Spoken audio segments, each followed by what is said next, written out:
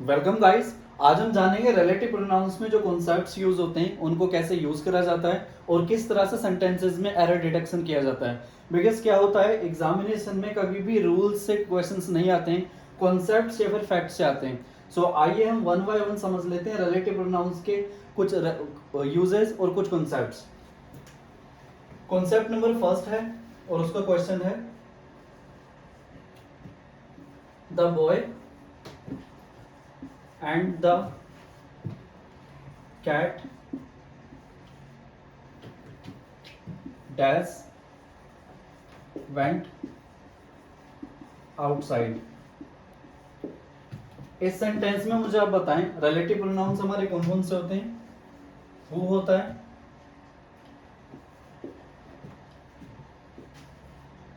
whom होता है,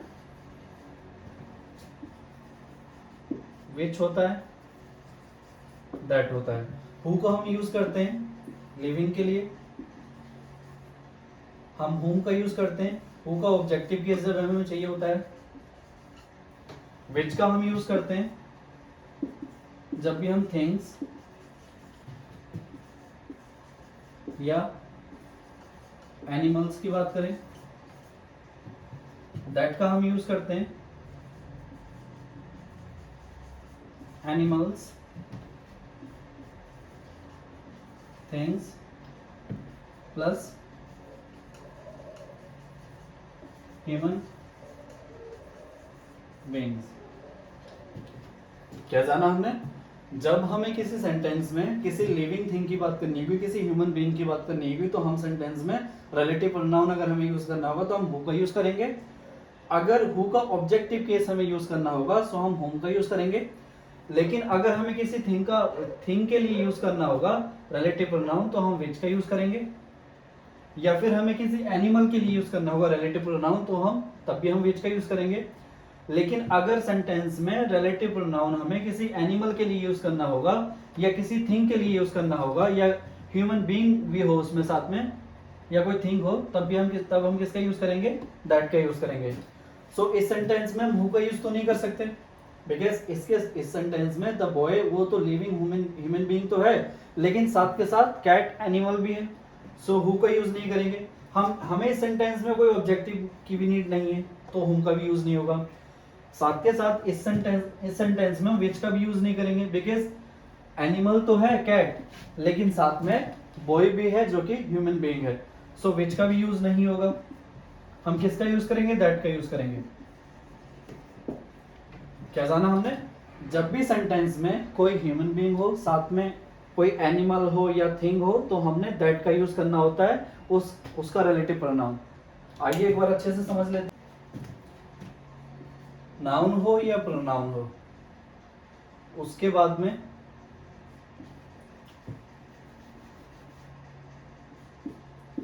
that का यूज होगा अगर नाउन आपका लिविंग यानी कि कोई इंसान है और उसके साथ में कोई नॉन लिविंग हो, तब हम किसका यूज करेंगे, दैट का यूज करेंगे। कॉन्सेप्ट नंबर फर्स्ट ये है। कॉन्सेप्ट नंबर सेकंड कहता है लिविंग हो प्लस में एनिमल हो, तब भी हम किसका यूज करेंगे, दैट का यूज करेंगे। आइए दोबारा समझ लेते हैं। नाउन हो या प्रोनाउन हो, उसके बाद अगर किसी सेंटेंस में कोई नाउन हो प्लस में कोई नॉन लिविंग थिंग हो या एनिमल हो, तब हमने किसका यूज करना होता है, दैट का यूज करना होता है। सेंटेंस में नाउन हो प्रोनाउन हो साथ में कोई एनिमल हो, तब भी हमने किसका यूज करना होता है, दैट का यूज करना होता है। कॉन्सेप्ट नंबर फर्स्ट है, इसको आप नोट कर लें बिकॉज इसमें से क्वेश्चंस बहुत ज्यादा आते हैं एग्जाम्स में और ये एग्जामिनेशन बेस्ड क्वेश्चन है। सो आई होप आपको ये कॉन्सेप्ट नंबर फर्स्ट समझ आ गया होगा। जब भी सेंटेंस में दो चीज गिवन हो, कोई ह्यूमन बीइंग भी हो कोई एनिमल भी हो, तो उस सिचुएशन में हमने दैट रिलेटिव प्रोनाउन का यूज करना होता है। आइए कॉन्सेप्ट नंबर सेकंड की बात करते हैं।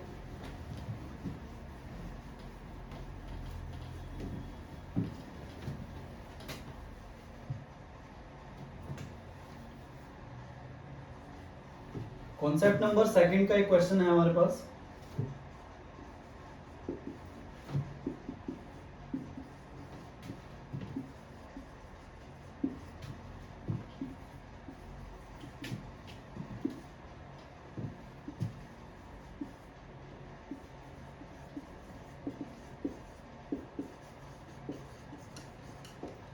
सेंटेंस है हमारे पास, this is the same boy dash who cheated Radha.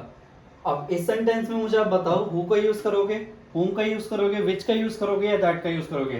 Option है आपके पास, ऑप्शन ए हु का यूज करेंगे, ऑप्शन बी whom का यूज होगा, ऑप्शन सी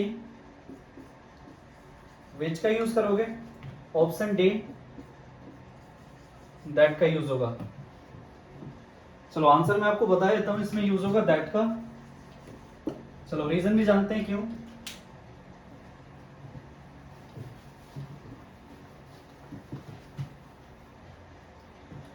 जब भी कभी भी, ध्यान से मेरी बात को सुनिए, जब भी कभी भी सेंटेंस में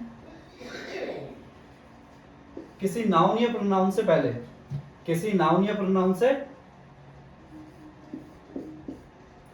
किसी नाउन या प्रोनाउन से पहले सेम लिखा हो या ओनली लिखा हो या ऑल लिखा हो या फ्यू लिखा हो या सम लिखा हो या सेवरल लिखा हो,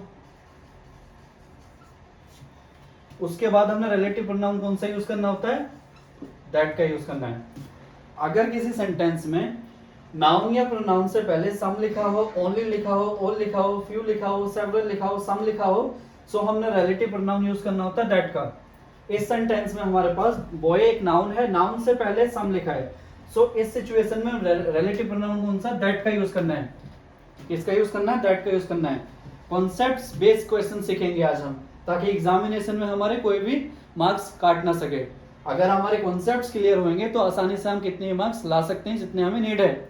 अगर हमारे कॉन्सेप्ट्स क्लियर नहीं होंगे तो हम कितनी भी पढ़ाई कर लें, कितने भी रूल्स रट लें, हम क्वेश्चंस को अटेम्प्ट नहीं कर सकते। राइट, चलिए कॉन्सेप्ट नंबर 3 की ओर बढ़ते हैं।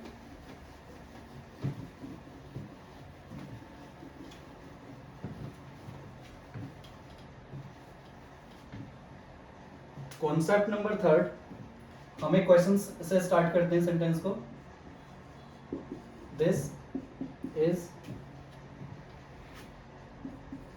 द डैश डैश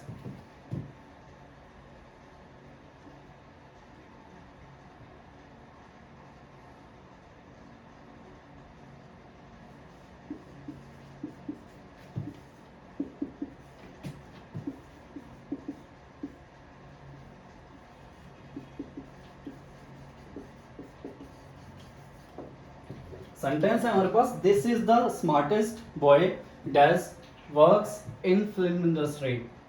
सो आप मुझे कमेंट करके बताएं, इस सेंटेंस में हु का यूज करेंगे, whom का यूज करेंगे, विच का यूज करेंगे, दैट का यूज करेंगे। ऑप्शन है आपके पास अगेन, ए ऑप्शन है हु, बी ऑप्शन है whom, सी ऑप्शन है आपका विच एंड डी ऑप्शन है आपका दैट। आप मुझे कमेंट करके बताएं, इस सेंटेंस में हु का यूज करेंगे, whom का यूज करेंगे, विच का यूज करेंगे, दैट का यूज करेंगे।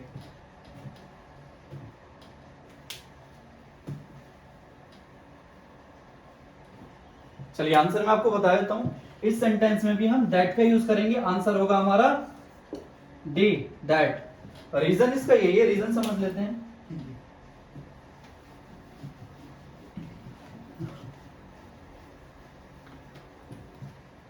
अब हमने आंसर जान लिया कि हम दैट का यूज करेंगे, बट कॉन्सेप्ट्स भी समझना, बिकॉज कॉन्सेप्ट्स पे जब हम काम करेंगे सो हमारे मार्क्स में कोई भी मार्क हमारे एग्जाम्स में कोई भी मार्क्स नहीं काट सकता अगर हमारे कॉन्सेप्ट्स क्लियर हैं तो। चलिए आइए कॉन्सेप्ट समझते हैं। जब भी कभी भी, ध्यान दीजिए यहां, जब भी कभी भी सेंटेंस में सुपरलेटिव डिग्री हो, कौन सी डिग्री, सुपरलेटिव डिग्री हो, हमें यूज करना होता है दैट का, किसका यूज करेंगे? अगर सेंटेंस में किसी नाउन से पहले कोई सुपरलेटिव डिग्री गिवन है तो हमने यूज करना होता है दैट का। क्या जाना आपने?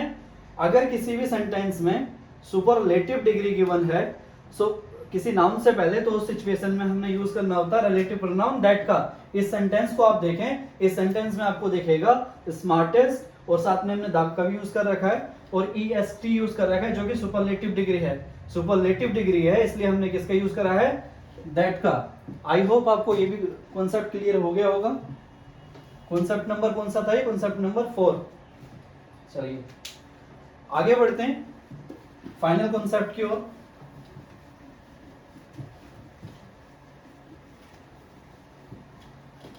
आज एग्जामिनेशन टाइप्स के क्वेश्चंस पे डिस्कस करेंगे। हम रूल्स वगैरह की बात नहीं करेंगे, कॉन्सेप्ट्स की बात करेंगे आज। चलिए कॉन्सेप्ट नंबर 5 है, अगर आपका सेंटेंस इट इज या इट वॉज से स्टार्ट हो, सो पहली बात तो ये हम ऑब्जेक्टिव केस यूज नहीं करेंगे। जब भी आपका सेंटेंस इट इज या इट वॉज से स्टार्ट हो, सो हमें कभी भी ऑब्जेक्टिव केस को यूज नहीं करना है। ऑब्जेक्टिव केस क्या होता है? जैसे हिम, हर, मी, यू का यू होता है, ये सारे क्या होते हैं? ऑब्जेक्टिव केस होते हैं। सो इन ऑब्जेक्टिव केस का यूज नहीं करना है, हमें क्या यूज करना है? Subjective case. सब्जेक्टिव केस जैसे कि ही, शी,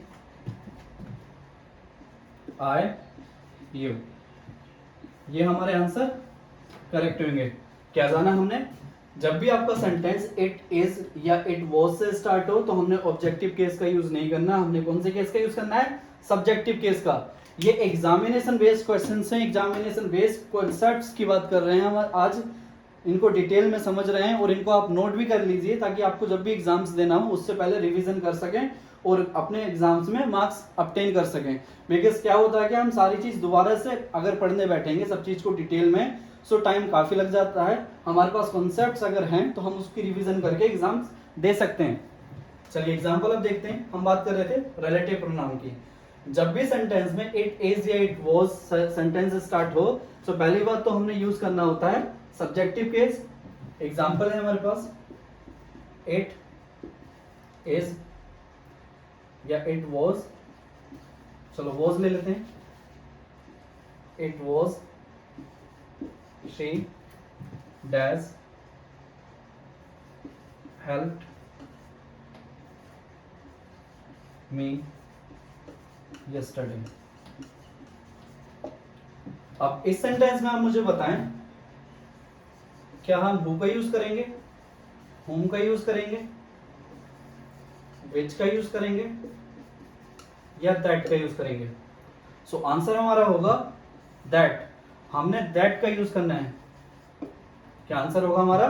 that। जब भी सेंटेंस आपका it was या it is से स्टार्ट हो, उसके बाद में सब्जेक्टिव केस कोई हो साथ, लेकिन उसका हमने रिलेटिव प्रोनाउन अगर यूज करना होगा सो हम that का यूज करेंगे।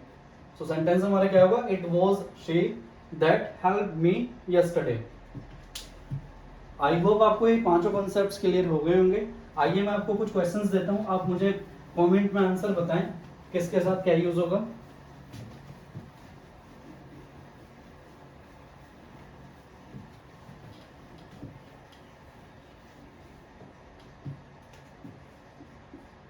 Now test your understanding. Question number first है, this is the same teacher dash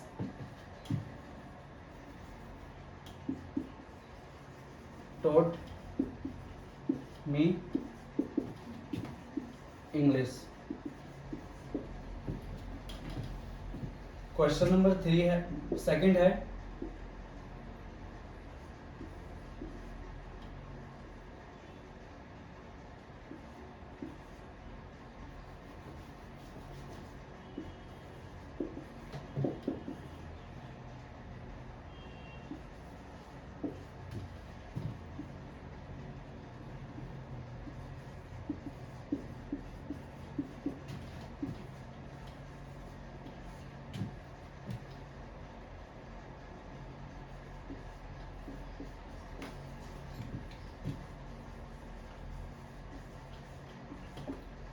this is the wisest boy dash who helps everyone.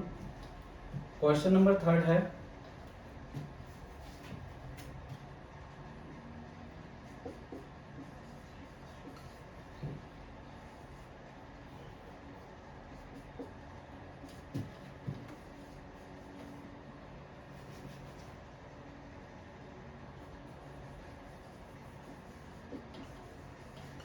चलिए 3 ही क्वेश्चन देते हैं।